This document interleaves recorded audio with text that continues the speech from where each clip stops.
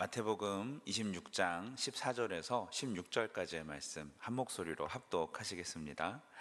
그때에 열둘 중에 하나인 가룟 유다라 하는 자가 대제사장들에게 가서 말하되 내가 예수를 너희에게 넘겨주리니 얼마나 주려느냐 하니 그들이 은 30을 달아주거늘 그가 그때부터 예수를 넘겨줄 기회를 찾더라.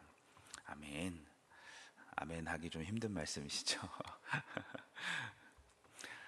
찬양이라는 뜻의 이 유다라는 이름은 영원한 기쁨, 우리나라 영희처럼 되게 흔한 이름이었습니다. 그런데 우리가 이순신 하면은 장군이 떠오르듯이 이스라엘도 유다 하면은 예수님 모시기 160년 전에 그리스랑 대항에서 봉기를 일으켰던 유다 마카비우스 장군을 떠올리게 됩니다. 좋은 이름입니다. 가룟 유다의 부모님이 이름 지어주실 때 얼마나 기쁨으로 지었겠습니까? 그가 예수님의 제자가 되었을 때 세리 출신인 마태가 있음에도 불구하고 가룟 유다가 회계 역할을 맡은 것을 보면 재정적으로도 밝고 또 신임이 두터운 사람이었다라는 것을 알 수 있습니다. 제자들도 그가 배신자가 될 거라고 생각을 못했습니다. 만약에 예수님에 대해서 유다가 불평을 그동안 했거나 못마땅히 했다면 마태복음 26장 21절에서 너희 중에 한 사람이 나를 팔리라 했을 때 다들 유다를 의심했을 텐데 아무도 그러지 않습니다. 요한복음에 보면 심지어 유다가 예수님을 팔러 나갔을 때에도 제자들은 의심하기는커녕 유다가 유월절에 장 보러 가거나 가난한 사람 도와주러 갔구나라고 생각할 정도로 참 철두철미했던 사람이었습니다. 그러나 그가 간 곳은 어디입니까? 오늘 말씀 14절을 보니까 그때 열둘 중에 하나인 가룟 유다라는 제자가 대제사장들에게 가서 말하되라는 표현이 있죠. 대제사장들에게 갑니다. 자기 스스로 찾아갑니다. 그들이 먼저 유혹한 것이 아니라 가룟 유다가 적극적으로 판세를 읽고 대제사장들을 찾아간 것입니다. 계산이 빨랐던 가룟 유다는 베드로처럼 감정적으로 예수님을 부인한 것이 아니라 그 계산이 빨랐기 때문에 예수를 팔았던 사람입니다. 가룟 유다가 했던 계산은 무엇일까요? 첫째는 탐욕입니다. 15절 보니까 내가 예수를 너희에게 넘겨주리니 얼마나 주려느냐? 흥정을 하죠. 얼마나 주려느냐? 여러분, 신앙생활은 잘 버는 것보다 어떻게 벌고 왜 벌고 무엇을 위해 쓰느냐가 더 중요한 것인 줄로 믿습니다. 우리도 유다처럼 신앙생활의 목적이 경제적인 이익이 된다면, 예수님을 통하여서, 예수님으로 인하여서 내 통장에 돈이 들어오는 것이 목적이 된다면 가룟 유다의 후보생이 될 수 있습니다. 오히려 내 모든 것을 내어 드리고 예수님을 얻을 때 참 지혜로운 사람이라 할 수 있을 것입니다.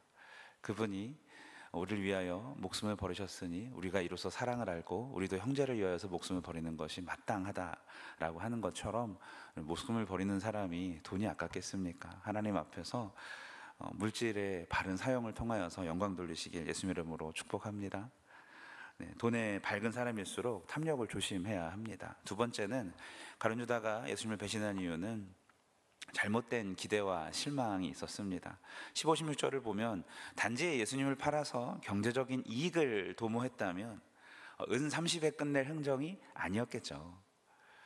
이미 가룟 유다에게 예수님은 그 정도 가치도 안 되는 분이셨기 때문에 가룟 유다가 이것을 수락하고 그 다음부터 예수님을 넘길 기회를 찾게 된 것이 오늘 말씀입니다. 유다도 예수님을 주로 고백했던 제자 중에 한 사람이었습니다. 다 부인하고 십자가 지고 목숨 걸고 따르겠다고 했던 제자 중에 한 사람이었습니다. 지금 누가 누구의 주인 노릇을 하고 있습니까? 종의 몸값이죠. 은 30은. 하다못해 마리아도 300데나리온의 향유를 부어서 그분께 영광을 돌렸는데 은 30이라뇨. 참 대단한 세일입니다. 이건 가룟 유다가 예수님을 팔았다는 표현도 조금 아닌 것 같고, 팔아치웠다라는 표현이 맞을 정도로 유다에게서는 굉장히 좀 치욕적인 금액입니다. 물론 지난 시간의 말씀처럼 스바냐의 예언처럼 똑같이 된 것이긴 하지만, 여러분, 오늘 우리가 이 사실을 알았다면 우리가 할 일은 무엇일까요? 예수님을 섬기는 우리들은 오늘 하루를 살면서 예수님의 가치를 무한대로 높여야 될 줄로 믿습니다. 그리스도를 값싼 노예처럼 세상 사람들에게 인식되도록 하는 일은 큰 죄입니다. 내가 예수님을 사람들 앞에서 부끄러워한다거나 나의 신앙의 모습을 온전히 드러내지 못한다면 별반 다를 바 없을 것입니다. 우리는 불신자들에게 복음을 제대로 전해야 합니다. 그리스도를 하나님의 아들이요 온 세상의 통치자요 이 세상을 끝내려 오시는 분을 또 영원히 우리 안에 거하시면서 능력으로 사람들에게 우리들의 유능함을 보인 그 근원이 되시는 분인 줄로 우리가 고백하고 간증해야 되는 줄로 믿습니다. 가룟유다라는 그 명예로운 이름이 굉장히 수치스러운 이름으로 바뀌는 그 순간이 바로 오늘 이 성경 본문의 순간입니다. 하지만 예수님은 끝까지 그를 사랑하셔서 여러 차례 경고를 하셨습니다. 유다의 발을 씻기실 때도, 유월절 식사를 하는 자리에서도, 또 떡을 한 조각 집어서 유다에게 건네주실 때도 예수님은 사랑의 손길, 사랑의 눈길로 그에게 말씀하셨지만 유다는 무릎을 꿇기보다 더욱더 완악하여져서 사탄의 하수인이 되어버립니다. 저는 사실 예수님의 사랑이 잘 이해가 가지 않습니다. 다 아시잖아요, 이렇게 될 것을. 왜 배신자의 발까지 씻겨주고, 배신할 것을 알면서도 마지막까지 식탁을 함께 하시고, 제자들한테 제가 나를 팔 거야 라고 얘기하지 아니하시고 너희 중에 라고 하면서 이렇게 말씀하셨을까요? 뭐가 예쁘다고 많이 밉긴 했나 봐요. 떡 하나 더 주시는 것처럼 그렇게 하셨을까요? 더구나 가룟유다가 체포조와 함께 와서 미소를 머금고 예수님한테 키스를 딱 했을 때 예수님이 가룟유다를 보고 이미 다 끝난 상황인데 천하의 몹쓸 녀석이라고 하지 않고 뭐라고 하셨죠? 친구여 라고 하십니다. 왜 이러셨을까요? 저는 예수님께서 어떤 죄인이라도 끝까지 사랑하시고 끝까지 기회를 주시고 포기하지 않으시는 예수님을 그 말씀에서 만나게 되었습니다. 여러분, 예수님이 그런 분인 줄로 믿으시기 바랍니다. 사랑하는 여러분, 저는 가룟유다를 묵상할수록 왜 이렇게 되었나, 뭐가 문제였나 이것보다 예수님의 사랑이 얼마나 크신지, 얼마나 끝까지 사랑하시는지 다시 한번 깨닫게 됩니다. 우리들도 예수님을 닮아서 구원을 위해서 VIP를 오늘 하루도 끝까지 사랑하시고 예수님처럼 끝까지 섬기시는 저와 여러분 되시길 예수님의 이름으로 축복합니다.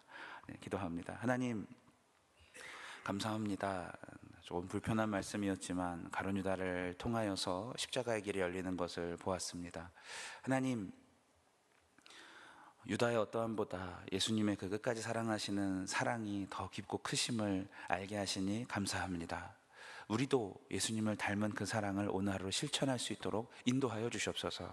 가정과 목장과 우리 교회의 VIP들에게 하나님께서 기름 부어 주셔서 우리들을 만날 때에 예수님을 본 것과 같이 될 수 있도록 우리가 예수님을 대변하게 하시고 우리의 얼굴과 우리의 겉모습에서 우리의 속사람에서 모두가 예수님을 옷처럼 입은 자가 될 수 있도록 인도하여 주시옵소서.